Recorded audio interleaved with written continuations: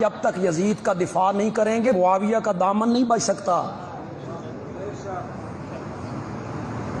آپ کی مسجد کا خطیب ہو، سچی سی بات کرنا، دل پہ ہاتھ رکھ کے بولنا، آپ کی مسجد کا خطیب ہو، عالم ہو، شیخ الحدیث ہو، بزرگ ہو، معزز ہو، محترم ہو، مکرم ہو، متقی ہو، پرہیزگار ہو، شب زندہ دار ہو، تہجد گزار ہو، اس کا بیٹا کبوتر باز ہو، زانی ہو، شرابی ہو، اور وہ عالم اپنے بیٹے کو ممبر پہ بٹھائے جمعے کے دن کہ پتر خطبہ دے جمعے دا، کیا کہو گے؟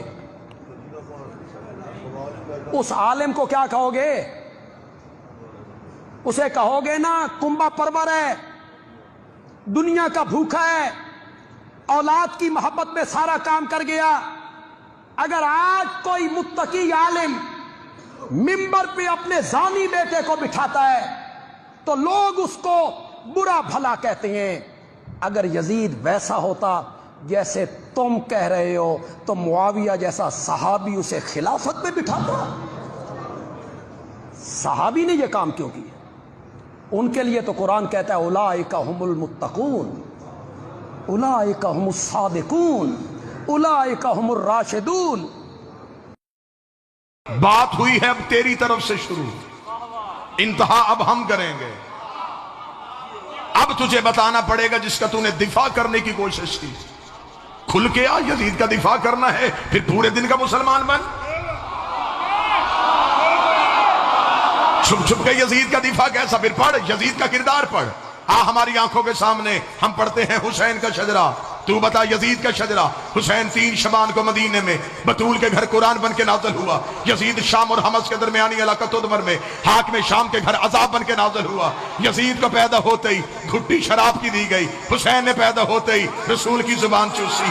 یزید کا نانا بجدل عیسائی خاندان سے تھا، حسین کا نانا سید المرسلین ہاشمی خاندان سے تھا۔ یزید کی ماں میسون جس کے ناچ گانے کو پسند کر کے حاکم شام نے اس کے ساتھ نکاح کیا تھا۔ حسین کی ماں وہ زہرا تھی جو ایک لمحے کے لیے سجدے سے فراموش رہی، جس کے حیا کا نام قرآن تھا، جس کے نوکر کا نام جبرائیل تھا۔ یزید کا دادا ساری زندگی مخالفت رسول کرتا رہا، حسین کا دادا ابو طالب ساری زندگی حفاظت رسول کرتا رہا۔ یزید کی دادی ہندہ جس نے رسول کے چچا حمزہ کا کلیجہ چبایا، حسین کی دادی فاطمہ بنت اسد جس کی قبر میں رسول لیٹا، جس کو کفن محمد کے کرتے کا ملا۔ یزید کا ایک ہی بھائی تھا جو پاگل ہو کے مر گیا، حسین کا بھائی حسن مسند امامت کا تاجدار بن گیا۔ یزید کا شجرہ خبیثہ تھا، حسین کا شجرہ طیبہ تھا۔ یزید فاسق تھا، میرا حسین روزے دار تھا۔ یزید فاجر تھا، حسین نمازی تھا۔ اس لیے 26 رجب کو ولید کے دربار میں کھڑے ہو کے حسین نے یہ جملہ کہا تھا، اور ولید لکھ یزید سے میں تیری بیعت کروں تو کروں کیسے؟ میرے بابے جیسا تیرا بابا نہیں، میرے دادے جیسا تیرا دادا نہیں، میری ماں جیسی تیری ماں نہیں، تجھ جیسا میں نہیں، مجھ جیسا تو نہیں۔